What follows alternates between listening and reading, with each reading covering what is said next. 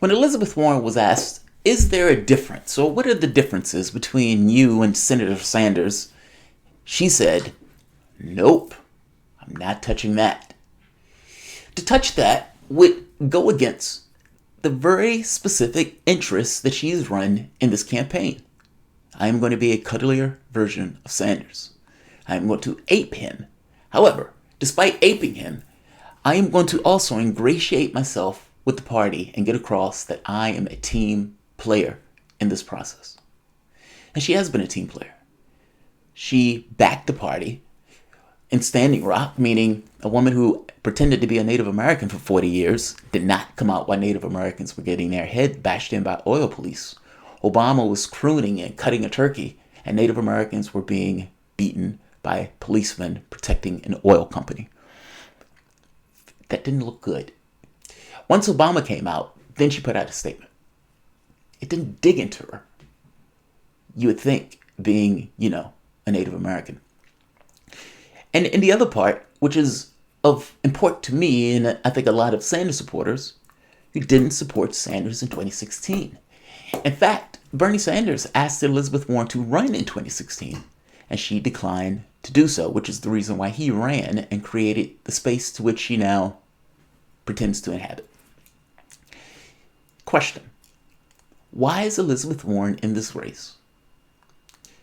Her campaign itself and the campaign that she's taken, at least on its face, doesn't quite make sense, right?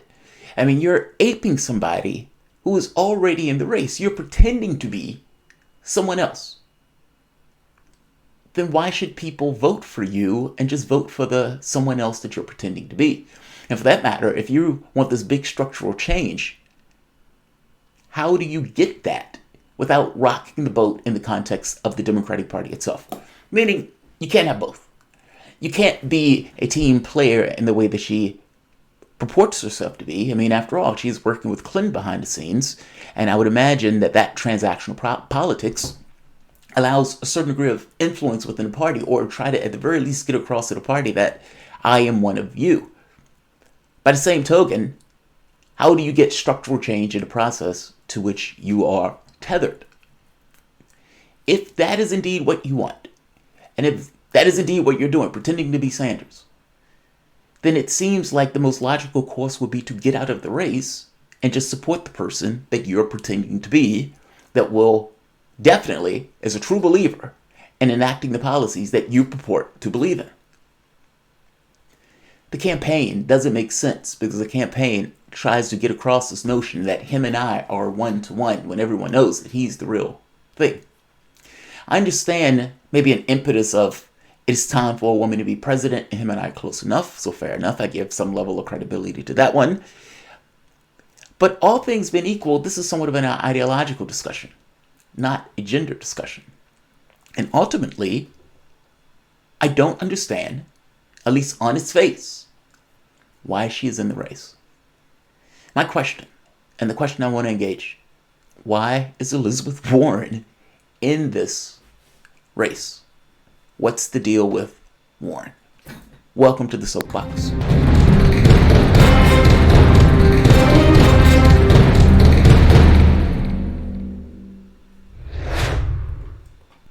I think she's being, to some extent, promoted by the establishment party to kill off Sanders. Her job one is to kill off Sanders. So she's playing a double game. On the one hand, she mimics Sanders. She's copying him to a T. But on the other hand, she goes around loudly announcing that she's not going to rock the boat with the Democratic Party. So, whatever you want to think of Tucker Carlson, this is true. That's true. I have a hard time understanding how anybody could disagree with that particular assessment. My name is Jamarl Thomas. This is the Progressive Soapbox. Like, share, subscribe, all the good stuff. This content is brought to you by you, the works. That is true. What that gentleman has just said there is true. I've been saying it for months, and it comes across as rather obvious. Aping Sanders. The question that no one ever asked Elizabeth Warren is, did anybody ask you to get into the race? I mean, after all, you're running a campaign where you're pretending to be Sanders, and you're pretending and wouldn't even admit to differences between you two. There's plenty differences, a litany of differences. The perspective on Israel and Palestine, that's a difference. The ability for Sanders to come on and say what's taking place in Bolivia is a coup, that's a difference. We shouldn't be engaged in what is taking place in Venezuela, that's a difference. Talking about foreign policy at all is a difference. The Medicare for All position that he's had for the last 40 years, that's a difference. The fact that you can believe him on it, that's my point. I guess my point is there are a litany of differences with Sanders, including a credibility gap. His position on taking money is a difference. Warren came to those positions for political reasons, not for ideological reasons. That's the difference. I guess my point is there are a litany of differences between these two candidates. And yet, she's positioned herself as, I'm a cuddlier version of Sanders. We're 1-to-1. That's not true in the least. And yet, that is the positioning that she takes, and that Sanders never, or at the very least, not significantly, deviates from. Meaning, he doesn't attack her from the standpoint of the left and doesn't push back on the standpoint of the left. So this perspective, this political casting, this thing that she's cast herself as, allows to persist. But when you think about it, it doesn't really make sense. If you are just pretending to be that guy, why don't we just vote for that guy? And yet she goes nonetheless. We know, as a flat fact, that people do, elements of the party, push other people to get into the race for various reasons. Jeff Bezos pushed Bloomberg to get into the race, one billionaire to another billionaire. Hey, why don't you go and solve that issue? 22 people ran in the Democratic Party race. 22 human beings. And even back in 2016, when she lost, you can look and somewhat predict what was going to take place in 2020. You knew Sanders was going to run. You knew Biden was going to run. And you know there may be other people who are also going to run into the race. But you had this problem where you knew Sanders had a massive base, had a fundraising mechanism, hadn't necessarily stopped his campaign, meaning he was in the public eye for the entire time.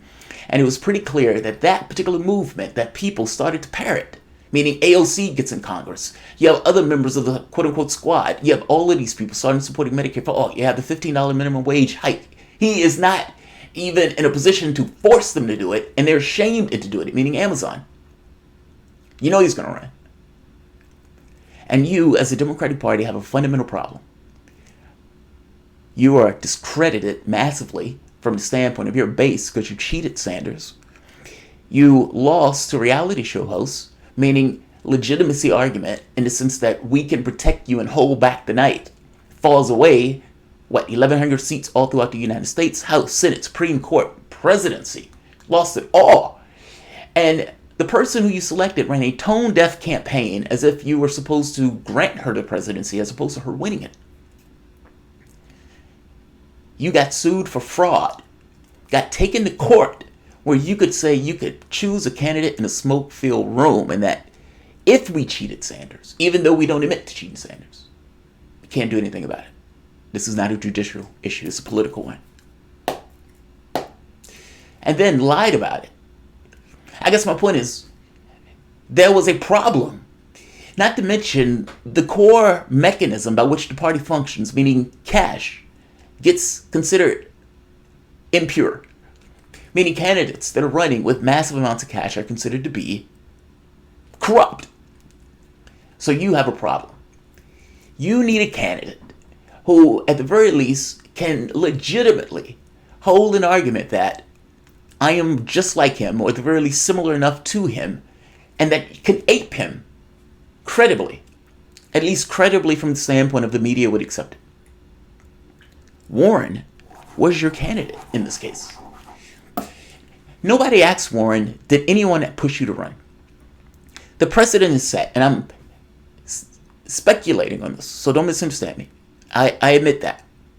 But the precedent sets the narrative in this case. We know Bloomberg wanted to run, but Bloomberg was also pushed by Jeff Bezos to run. We know Tom Perez was pushed by Obama in order to hit Keith Ellison in the knees in the DNC chair race. We know Deval Patrick, Eric Holder were being pushed to run. We know Clinton was being pushed to run. The catch here is you've had 22 people in this meat grinder of a race. And they still haven't found the person who they think will make it work. Deval Patrick, Bloomberg, even Holder, or even Clinton. These people are being talked about because they need somebody who can carry the burden. What that burden is to be able to get over the hump, to get out of the primaries. Biden, without Warren in the race, loses. And if they don't believe Biden can do the fundraising, it can make the stops, and can hold up into the elections, what they need is another Biden. Meaning, as long as you have a Warren in the race, and honestly, you could have predicted this back in 2016 that you would need somebody like a Warren in the race. Biden or X, meaning whatever that particular candidate is, be it a Deval Patrick if he gets in, be it a Bloomberg that gets in, is only there to be able to carry the burden, knowing that Warren will split the vote for Sanders. Did anybody push Warren to get into the race? That's the question that I think someone should ask. And who is that person? And are elements of the particular party who are absolutely petrified of a Bernie Sanders winning this particular election, would they nudge or push or ask her to run? Let's be very clear. In 2016, Warren made a deal with Hillary Clinton. That deal was to essentially give her support. This was done in 2013. There's a link between Clinton and Warren. They said as much, even though they wanted to keep that link silent. Would Clinton push Warren to run and give her that support if she did run? Why wouldn't she? And do you believe that the elements of the party, the Clinton wing of the party, the Clinton, the Obama, who, again, did push Tom Perez to Warren, I would imagine some of those elements, especially the donor class, was probably pushing people like Deval Patrick to run. They are freaked out that they're losing control of the party, and they know that that particular percentage of the wing is ascendant. The catch here is, the goal of Warren is not to win. It may be for her as an individual, don't misunderstand me, especially now as the campaigns and elections have evolved, and her point total has gone up, meaning her, Sanders, and Biden being in this kind of rivalry at the top in the various states. Biden has been falling in those states, but still, the same dynamic is taking place.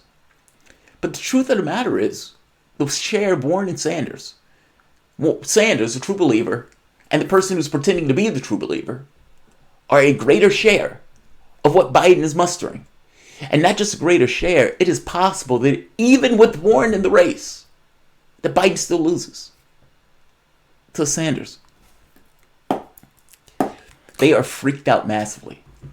My only question in this is, why on earth is Warren in the race? In 2016, she had the opportunity to run. She didn't do it. In 2020, when Sanders has created the space, and he is trying to do the big structural change that she herself says she wants. He's trying to implement the Medicare for All plan that she herself says she wants. And he's trying to do the big environmental policy and all these other policies that she herself says she wants. If that is true, and if that is indeed what you want, then why didn't you run in 2016? And why now that Sanders created the space are you running in 2020? And it does seem like the point of this is to split the vote. And I wouldn't be shocked in the least if elements of the Democratic Party pushed her to run for this very specific, exact purpose. The precedent has been set in the sense that we know people are pushed to run by various elements of a particular party for various reasons. Whether they think Warren can beat Sanders is almost secondary to the point that they need a guy who can take the place of Biden and that can carry the load, get the fundraising and all this other stuff that Biden doesn't seem to be able to do, and to represent a specific wing of the party. The catch here is Biden isn't going anywhere. And if somebody like Bloomberg get into the race or somebody like Deval Patrick get into the race, Biden has assured a certain vote share, especially among African Americans, that these other guys don't pull. And the weird part about it is them getting into the race in this way, this being freaked out and panic, eats away at Warren, and to some degree, yes, Biden's share, but it makes their job harder. Meaning, for as long as Biden stays into the race and somebody like Bloomberg gets into the race, it only hurts their cause, not helps their cause, because the people who support Sanders aren't going anywhere. Their basic problem is that the person who they need, who will be under their thumb in the way that the Democratic Party has been slavishly under the thumb of the wealth in the party, cannot articulate the policies earnestly in a way that a Sanders could, nor ape them credibly in the way that Warren could. It is very possible, don't misunderstand me, that Warren is in the race on her own power. And even if she was pushed into the race, I would imagine at some point she is on her own power in regards to her thinking she may be able to win. My problem here is that because she's aping somebody, she's pretending to be somebody else, I don't know who she really is. Meaning, I don't believe for a moment that Warren is really on board for these policies. The banking stuff, yes. The other stuff, no. And if that's true, that means I don't know who she is in real terms. I don't know what she'll do in that office in real terms. If you are indeed aping somebody, you are aping them. You're pretending. I don't know who she is. And that's somewhat of a problem for me. If you take her at her word, she shouldn't be in the race. This is not to say that she can't run. Anybody can run, providing they get the support and everything else. And it's not to say that her supporters aren't loyal to her, meaning there aren't people who really want her to do well. There are people who say it's her turn, fair enough, all that good stuff. And this is not me taking the position that she, must get out the race and all this other stuff. I don't buy the pretending part. And because I don't buy the pretending part, understand that this is an act. This is an aping process. My only question becomes, why is she in the race? And is she in the race on her own steam or in order to do a job? Split the vote, win it in the second round. I could be wrong. And like I said, not saying that she can't be in the race, so don't misunderstand me. But the function that she is serving in this is to split the vote. And if Sanders was running alone, it wouldn't even be a contest. He'd be running away with it. Just saying, it would be a travesty if it comes to a situation in like Iowa, New Hampshire, and some of the other states where, because those two are in the race, you have this kind of splitting of the vote share with a Biden or Bloomberg or whoever, sliding from state to state to state.